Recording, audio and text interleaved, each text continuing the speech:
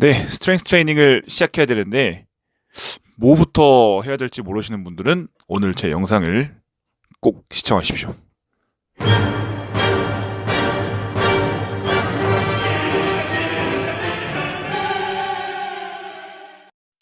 네, 스트렝스 케이브입니다. 이제 여러분들이 이제 스트렝스 트레이닝을 시작하기에 앞서 이제 뭐부터 시작해야 될지 가장 많이 궁금해하실 텐데요. 우선은 기본적으로 이 3대 운동에 대한 이해가 조금 높아야겠죠. 네, 그거는 뭐 당연하니까 넘어가도록 하겠습니다. 여러분들이 이제 어느 정도 좀 3대 운동에 대한 이해도가 좀 높아졌다면은 이제 본격적으로 이 트레이닝 로그를 짜야 돼요. 근데 이 스트렝스 트레이닝의 기본적인 베이스는 대부분 다 바벨 트레이닝이란 거예요. 이 바벨 트레이닝의 기준점은 이제 1RM이죠. 한 번 들 수 있는 무게. 그래서 내가 1RM에 몇 퍼센테이지로 운동을 하고 몇 퍼센테이지로 운동을 뭐 어떻게 해서 뭐 어떻게 쉬고 뭐 횟수 반복 이렇게 하고 많이 나오죠. 그래서 결국은 봤을 때 우리는 1RM이라는 데이터가 꼭 필요하다는 겁니다. 이 1RM으로 측정된 데이터 같은 경우는 우선은 엄청 단순해요. 그냥 내가 한 번 들 수 있는 무게의 몇 퍼센트, 이게 다거든요. 근데 이제 그게 가장 큰 장점이에요. 1RM이라는 데이터를 내가 알고 있으면은 내가 앞으로 나아가야 할 트레이닝의 방향성에 대해서 어느 정도 좀 갈피를 잡으실 수 있을 겁니다.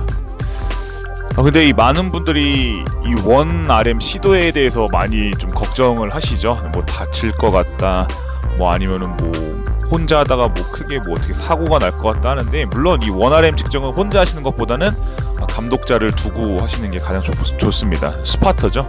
스파터가 좀 있는 게 좋아요.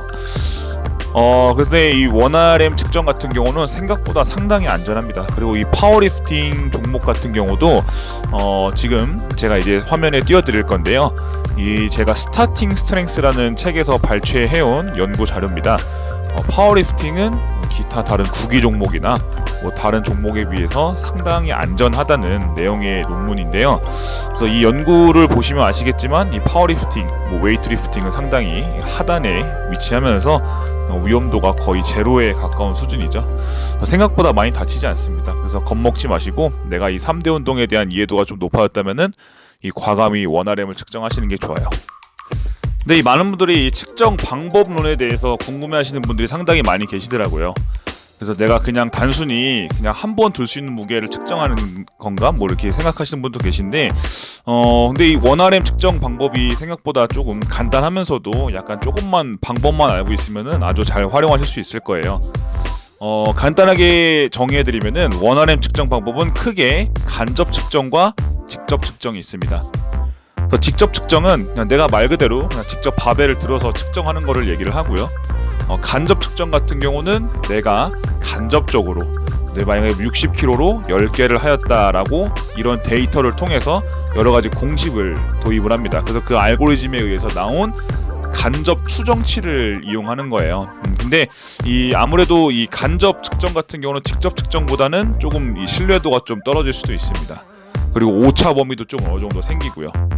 그래서 저는 개인적으로 직접 측정을 조금 추천을 해드려요. 하지만 내가 3대 운동에 반드시 이해도가 좀 높아야 됩니다. 그걸 꼭 명심하셔야 되고요. 자, 첫 번째 측정 방법은 이제 직접 측정이죠. 그래서 미국에 있는 NSCA의 1RM 테스트 프로토콜을 제가 정리해서 사진으로 올려놨습니다. 자, 보시면은 준비 운동을 한 5에서 10회 정도 가벼운 무게로 진행을 하고요. 1분 정도 휴식 후에 부하를 천천히 증가를 하죠. 보통 상체는 4에서 9kg, 하체는 5에서 10kg 사이로 올려주시면 됩니다. 그래서 이제 어느 정도 워밍업이 좀 되시면은 3에서 5분 간격으로 부하를 증가를 해서 계속해서 1RM 시도를 하시면 되는 부분이에요. 그래서 내가 성공했다면은 부하를 다시 조금씩 증가를 해서 재시도를 하시면 되고요. 실패했다면은 부하를 줄여서 다시 한번 도전하시면 됩니다. 중요한 거는 이 1RM 테스트는 5세트 내에 1RM을 잡으셔야 돼요. 5세트 이상 테스트가 길어지게 되면은 우선은 몸의 피로도가 너무 높아져서 이 테스트의 정확도가 상당히 떨어집니다. 그래서 여러분들이 성공할 수 있는 무게도 실패할 수 있겠죠. 그러니까 5세트 내에 1RM을 잡으시면 될 것 같습니다. 자, 두 번째 측정 방법은 간접 측정 방법입니다. 자, 간접 측정 방법은 인터넷에 1RM calculator, 1RM 계산기라고 검색을 하시면은 쉽게 발견할 수 있으실 거예요. 내가 들어올린 무게와 횟수를 기입을 하면은 뭐 브리지 키, 뭐 오코너, 오쉐어 등등 여러 가지 공식을 대입을 해서 평균 값을 내줍니다. 그래서 내가 간접적으로 내 1RM을 추정해 볼 수 있는 수치죠. 그래서 이 간접 측정 방법 같은 경우는 좀 심리적으로 이 1RM 측정에 약간 좀 두려움을 느끼신다든지, 아니면은 뭐 1RM 측정에 대한 뭐 폼이라든지 여러 가지 준비가 좀 안 되시는 초보자분들한테 적용하면 상당히 도움이 됩니다. 그래서 1RM 측정이 조금 힘드신 분들한테는 이렇게 간접 측정이라도 꼭 하셔서 이 1RM 데이터를 꼭 얻으시는 게 좋으실 것 같아요. 자, 이상으로 제가 오늘 두 가지의 방법 소개시켜 드렸어요. 간접 측정과 직접 측정. 그리고 1RM 데이터는 이 스트렝스 트레이닝을 시작하기에 앞서 가장 첫 번째로 구해야 할 데이터고요.